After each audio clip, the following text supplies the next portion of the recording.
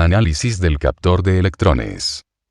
Las ideas que comparto en este documento resultan de mi experiencia personal de investigación sobre este dispositivo. Aclaro que no soy electricista profesional y mucho menos un científico.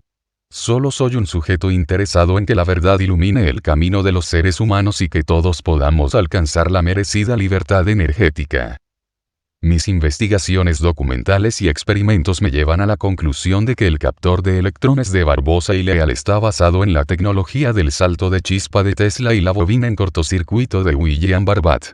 He concluido también que este dispositivo hace tres funciones para entregar el resultado final. 1. Elevar el voltaje. 2. Aumentar la frecuencia. 3. Bajar el voltaje y entregar electricidad de trabajo para fines útiles. 1. Elevar el voltaje. El dispositivo que vemos en forma de transformador, al que llamamos trampa de electrones, es justamente eso. Un simple transformador. El mismo cumple la función de aumentar el voltaje del sistema. Una primera bobina inductora se enrolla en el transformador, ambos terminales de esta bobina se encuentran conectados a los cables de entrada de corriente de la empresa distribuidora.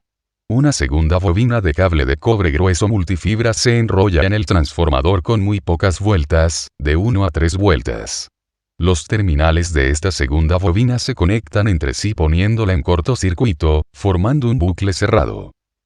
Al ser alimentado el transformador por la bobina inductora, primaria, en el bucle cerrado, secundaria, se generará un incremento notable en el amperaje, no en su voltaje. Este incremento dependerá de varios factores. Cantidad de vueltas en la bobina inductora, tamaño del núcleo del transformador, grosor y material que compone el cable del bucle cerrado. Toda la corriente de electrones que transita la bobina en cortocircuito o bucle cerrado se mantiene circulando permanentemente, acción que retroalimenta el campo magnético del transformador, y a su vez, genera una inducción de retorno, autoinducción, a la misma bobina inductora, primaria, provocando un aumento del voltaje en el devanado primario. 2. Aumentar la frecuencia. Para aprovechar el alto voltaje generado, se coloca un supresor de sobretensiones, VCL Slim, sobre el cable de línea, también llamado potencial opositivo, a la entrada del circuito. Este dispositivo descarga la sobretensión hacia un grueso cable de tierra, no es obligatorio que sea hacia la tierra como lo explicó Nikola Tesla en su patente 462,418, cuando el voltaje de sobretensión supere la capacidad nominal del VCL Slim, igual que lo hace un salto de chispa, spark gap, cuando el voltaje del circuito supera la capacidad dieléctrica que separa los dos puntos del mismo. Dado que el bucle cerrado genera una autoinducción estable, la sobretensión en la bobina primaria también es estable.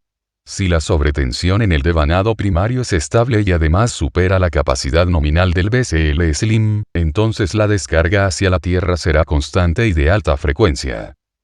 En este sistema, el VCL Slim ha dejado de ser un dispositivo pasivo, que se activa eventualmente para descargar una sobretensión que aparece de forma casual. Ahora es un dispositivo activo que descarga una sobretensión de manera constante. Es un componente activo del sistema, además una de las claves fundamentales del mismo. 3. Bajar el voltaje y entregar electricidad de trabajo para el consumo. Para completar esta acción, se mide el voltaje existente entre el cable de línea, también llamado potencial opositivo, a la entrada del transformador y el cable de tierra. Notaremos que existe un alto voltaje, el mismo que genera la sobretensión. A continuación, con el sistema apagado, se conecta un tercer cable, en el caso del captor BL consta de varias líneas, a la línea de entrada del transformador, potencial opositivo, y se enrolla alrededor del transformador para disminuir el voltaje al nivel deseado. El extremo de este cable se conectará al toma corriente de salida junto con otro cable conectado a la puesta a tierra. Fin del asunto. Sabiendo que existen verdades relativas, reconozco que soy un hombre relativamente equivocado. Partiendo del mismo hecho, busco la verdad en todo aquel que cree tenerla. Wilson Roa.